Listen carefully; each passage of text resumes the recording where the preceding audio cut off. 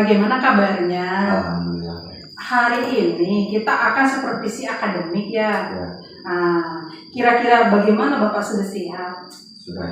Oke, terima kasih. Dalam kesempatan ini, bagaimana tujuan pembelajaran yang ingin dicapai? Pada pertemuan kali ini, kebetulan anak sekarang masuk ke bab paling baru. Jadi tujuan pembelajaran pada kali ini yaitu siswa mampu memahami definisi dan konsep dasar persamaan garis lurus. Oke, jadi tujuan pembelajarannya nih supaya siswa mampu memahami garis lurus ya Pak? Ya. Oke, dari kegiatan Bapak yang ingin Bapak kembangkan ini apa sih sebenarnya dari garis lurus ini? Ya, jadi aspek yang ingin saya kembangkan pada pembelajaran matematika kali ini adalah komunikasi matematis. Saya menekankan komunikasi matematis. Kenapa? Karena dengan komunikasi matematis yang baik, siswa akan mampu mendorong daya kemampuan matematis yang lain. Jadi karena ini pertemuan pertama, sehingga dasarnya harus kuat. Nah, saya pikir untuk komunikasi matematis juga termasuk dasar dalam kemampuan komunikasi matematis, kemampuan matematis gitu ya secara umum. Jadi ini harus ditekankan supaya kuat dulu. Kira-kira nih untuk komunikasi matematis ini indikatornya apa saja? Ya, pada pertemuan kali ini saya ingin menggunakan indikator komunikasi matematis itu. Yang pertama itu menyatakan benda-benda nyata, situasi dan peristiwa dalam kehidupan sehari-hari, itu secara kontekstual ya Bu. Iya. Kemudian menyatakan model matematis ke dalam presentasi grafik nantinya. Yang terakhir adalah membuat konjektur dan generalisasi menyusun argumen dan generalisasi dalam materi nanti. Nah, dari sana, bagaimana sih strategi yang akan digunakan dalam pembelajaran ini? Ya, saya ingin menerapkan metode yang pertama itu penemuan, kemudian yang akan dipadukan dengan kolaborasi ya tentu saja. Kalau penemuan saya pilihnya itu metode discovery learning, dan juga kolaborasinya nanti saya akan kelompokkan siswa sehingga ketika nanti dalam proses pembelajaran daya komunikasi matematis itu terbentuk atas dasar kolaborasi juga. Iya. Nah, melalui strategi discovery learning ini, kira-kira hambatan yang mungkin Bapak temui apa? Ya. Kalau discovery itu kan penemuan ya. Saya pikir untuk komunikasi matematis juga termasuk dasar dalam kemampuan komunikasi matematis, kemampuan matematis gitu ya secara umum. Jadi ini harus ditekankan supaya kuat dulu. Kira-kira nih untuk komunikasi matematis ini indikatornya apa saja? Ya, pada pertemuan kali ini saya ingin menggunakan indikator komunikasi matematis itu. Yang pertama itu menyatakan benda-benda nyata, situasi dan peristiwa dalam kehidupan sehari-hari, itu secara kontekstual ya Bu. Iya. Kemudian menyatakan model matematis ke dalam presentasi grafik nantinya. Yang terakhir adalah membuat konjektur dan generalisasi menyusun argumen dan generalisasi dalam materi nanti. Nah, dari sana, bagaimana sih strategi yang akan digunakan dalam pembelajaran ini? Ya, saya ingin menerapkan metode yang pertama itu penemuan, kemudian yang akan dipadukan dengan kolaborasi ya tentu saja. Kalau penemuan saya pilihnya itu metode discovery learning, dan juga kolaborasinya nanti saya akan kelompokkan siswa sehingga ketika nanti dalam proses pembelajaran daya komunikasi matematis itu terbentuk atas dasar kolaborasi juga. Iya. Nah, melalui strategi discovery learning ini, kira-kira hambatan yang mungkin Bapak temui apa? Ya. Kalau discovery itu kan penemuan ya. Di sini peran media juga saya pikir penting. Biasanya anak itu terkendala dalam media seperti buku berpeta gitu. Kadang ada yang suka, ada yang suka tidak, tapi itu bisa diatasi dengan cara biasanya anak meminta kepada temannya walaupun satu rumah. Kemudian juga dalam proses pembelajaran karena memang anak itu saya kelompokkan secara heterogen gitu ya. Kadang-kadang ada 1-2 anak yang kurang kooperatif terhadap koordinator dalam kelompok, sehingga ada ketidakkondisipan dan waktunya itu terlalu lama dalam metode penemuan biasanya. Bagus ya kalau tadi saya cermati. Jadi ada di sini kolaborasi, terus ada juga anak itu dididik bagaimana mereka itu bisa berbagi dengan memberikan buku perpetaknya minimal 1 lembar. Itu menarik sekali, Pak. Rencana pembelajaran yang akan kita lakukan, Pak Gajah, kita selamat bertemu di jam ke-5 dan jam ke-6 setelah istirahat. Terima kasih, Bapak. Sama-sama.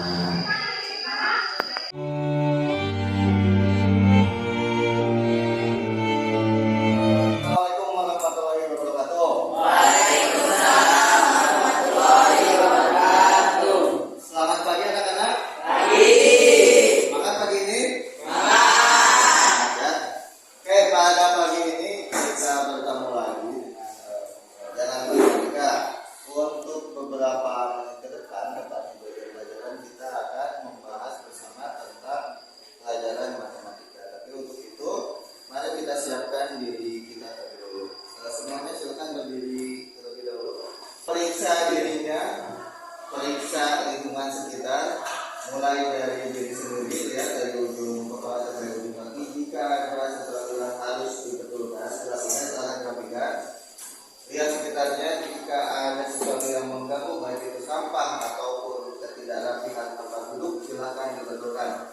Untuk sampah, silahkan dibuang ke tempat sampah. Bapak silakan, waktunya 1 menit. Silakan. Oke, sudah bersih semua. Sekitarnya sudah bersih. Sudah rapi pribadinya.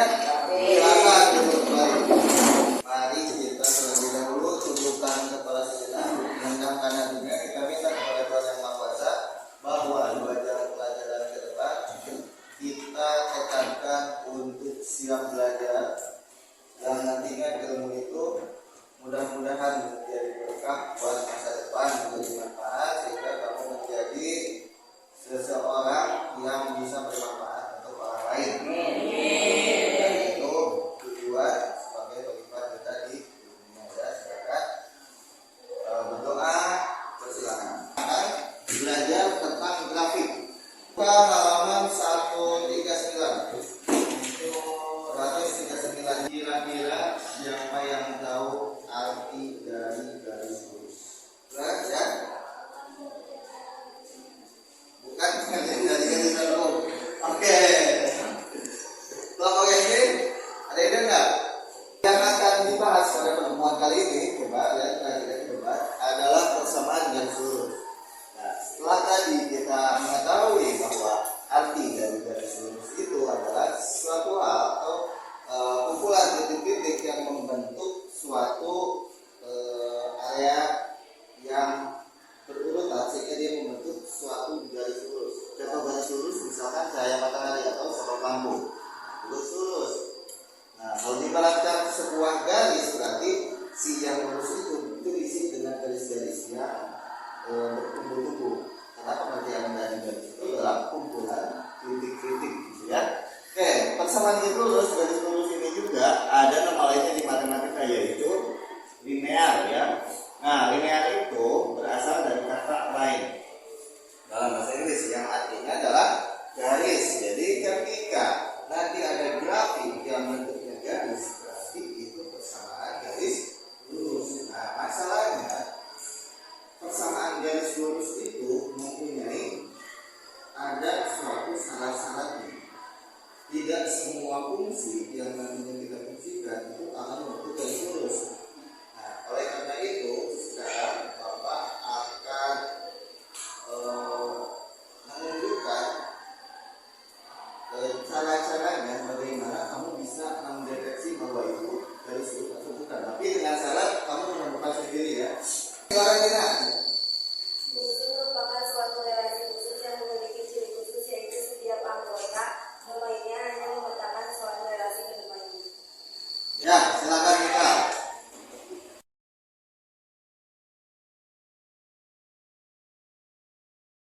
Ya, silakan.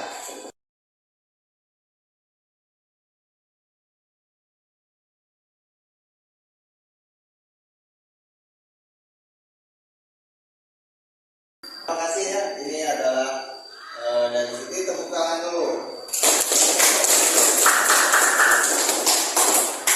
Kamu sudah melihat bahwa ternyata yang tadi Bapak katakan di awal, persamaan garis lurus itu hanya bisa digunakan untuk fungsi. Nah, ini bukunya, gitu ya. Sekarang silakan buka bukunya halaman 142. Di situ ada tugas. Kita sudah belajar tadi tentang persamaan garis lurus. Alhamdulillah ya, semua tadi sudah aktif dan sudah bisa mengerjakan, dan akhirnya kita sudah tahu definisi dan ciri-ciri dari persamaan garis lurus. Untuk itu, Bapak akan kasih kamu tugas. Coba lihat buku paketnya halaman 150. Itu untuk bagian A dan B silahkan dikerjakan di rumah, dan nanti pertemuan selanjutnya akan kita akan samakan dan kita evaluasi, dan kita akan kerjakan bersama-sama di sekolah ya. Oke, terima kasih. Mohon maaf jika ada kekurangan untuk pembelajaran kali ini. Kalau tidak semangat, dikerjakan tugasnya, dan sampai jumpa di pertemuan selanjutnya. Assalamualaikum warahmatullahi wabarakatuh. Waalaikumsalam warahmatullahi wabarakatuh.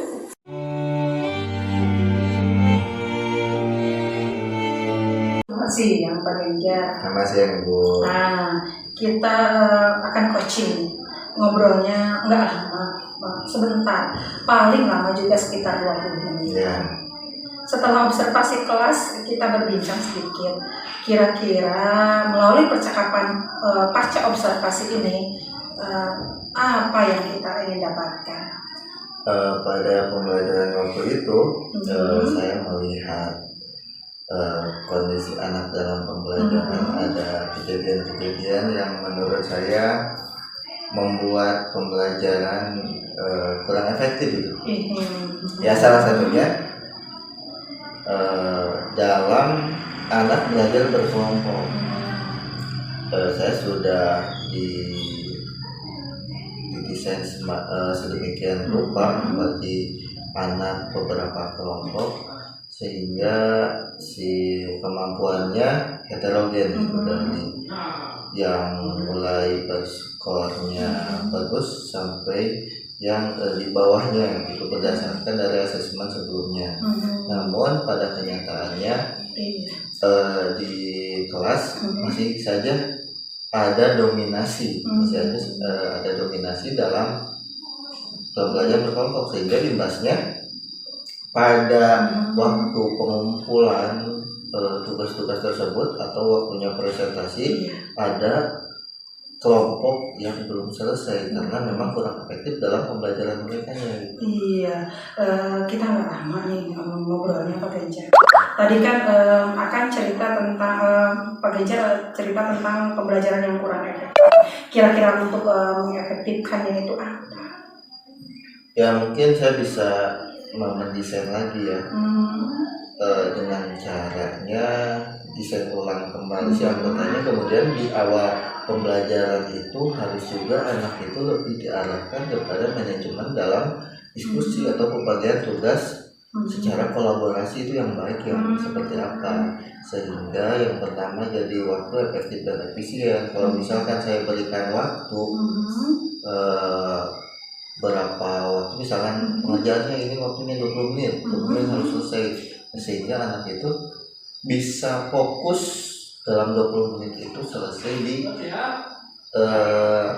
tugas-tugas setiap anggota yang sudah diatur oleh koordinator. Jadi kita ngomongin tentang keaktifan siswa dan keefektivitasan pembelajaran. Kira-kira kalau kita nilai selesai di tugas-tugas setiap anggota yang sudah diatur oleh koordinator. Jadi kita ngomongin tentang keaktifan siswa dan keefektivitasan pembelajaran. Kira-kira kalau kita nilai nih di antara level 1 sampai 10, berapa sih murid-murid Pak Ganjar itu? Kalau lihat dari 1 sampai 10 mungkin 5 ya. Kayaknya berat ya untuk mengatakan 5 juga. Aduh, susah ya Pak menuju step 10 itu. Mengingat kondisi dan sulitnya mengarahkan anak-anak itu bukan hal yang mudah ya Pak. Ya, menurut Bapak sampai angka berapa Bapak bisa meningkatkan anak itu? Mungkin ke 8. 8. Oh, angka 8 ya. Sebenarnya apa yang akan Bapak lakukan untuk mencapai angka 8 itu? Yang pertama itu mungkin ditekankan dalam kolaborasi tersebut ya, dengan tadi yang seperti saya katakan manajemen dalam kelompok-kelompok anaknya itu dikasih pengetahuan lagi, dikasih cara bagaimana mengelola kelompok, kemudian juga ditingkatkan mungkin resiliensi ada di matematika itu resiliensi matematis yang akan menambah motivasi atau daya tahan terhadap kesulitan gitu pada intinya. Nah itu bisa mungkin pakai itu kalau dalam pembelajaran itu kayak nyanyi-nyanyi di tengah pembelajaran dulu, kayak peregangan dulu gitu supaya anak lebih fokus lagi. Lebih fokus lagi gitu, mungkin diadain seperti untuk itu menghadirkan lagi mereka. Kira-kira ada apa lagi yang bisa dilakukan selain itu? Kalau selain dari itu tadi sudah resiliensi, kemudian manajemen dalam itu mungkin konten juga ya. Beberapa konten dari penyajian saya di dalam setiap pembelajaran itu mungkin saya akan menyesuaikan tingkat kesulitan materi tersebut, kemudian apa konten yang menarik yang harus disampaikan pada murid. Jadi setiap pembelajaran atau materi si metodenya berbeda, dengan cara multimedianya juga berbeda misalkan. Dan saya melihat setiap karakter anak gitu, karakter anak mungkin ya mungkin kelas daya tahan terhadap kesulitan gitu pada intinya. Nah itu bisa mungkin pakai itu kalau dalam pembelajaran itu kayak nyanyi-nyanyi di tengah pembelajaran dulu, kayak peregangan dulu gitu supaya anak lebih fokus lagi. Lebih fokus lagi gitu, mungkin diadain seperti untuk itu menghadirkan lagi mereka. Kira-kira ada apa lagi yang bisa dilakukan selain itu? Kalau selain dari itu tadi sudah resiliensi, kemudian manajemen dalam itu mungkin konten juga ya. Beberapa konten dari penyajian saya di dalam setiap pembelajaran itu mungkin saya akan menyesuaikan tingkat kesulitan materi tersebut, kemudian apa konten yang menarik yang harus disampaikan pada murid. Jadi setiap pembelajaran atau materi si metodenya berbeda, dengan cara multimedianya juga berbeda misalkan. Dan saya melihat setiap karakter anak gitu, karakter anak mungkin ya mungkin kelas A akan berbeda karakternya dengan kelas B ketika kita menggunakan metode yang sama gitu. Jadi penyesuaian. Iya pasti, kalau tiap anak itu memiliki kebutuhan belajar itu berbeda ya. Kira-kira kapan nih Bapak untuk merealisasikan rencana? Mungkin ke depan ya, di minggu ini secepatnya lebih pas jadwal tercepat pada minggu ini. Kita sudah mencapai akhir seksi nih Pak. Apa yang kita dapatkan nih selama coaching? Nah kalau ngobrol gini ya seperti curhat. Dan saya bisa mengeluarkan unek-unek kejadian yang terjadi di kelas, dan disadari atau tidak ternyata pas ada kejadian, pas ada masalah, barusan saya ditanya sama ibu, ternyata saya bisa menjawabnya. Jadi mungkin bisa disimpulkan bahwa setiap apa kesulitan yang terjadi di kelas, kita sendiri yang tahu jawabannya. Betul sekali Bapak ya. Kalau sesi coaching itu ternyata potensi dari diri kita itu bisa menyelesaikan setiap permasalahan yang kita ada. Iya, itulah dibutuhkannya ada coaching. Kalau begitu kita ketemu lagi yang minggu depan. Saya ingin tahu sejauh mana rencana yang sudah Pak Ganjar nanti sudah realisasikan. Sampai jumpa minggu depan Bapak. Terima kasih. Terima kasih sama-sama.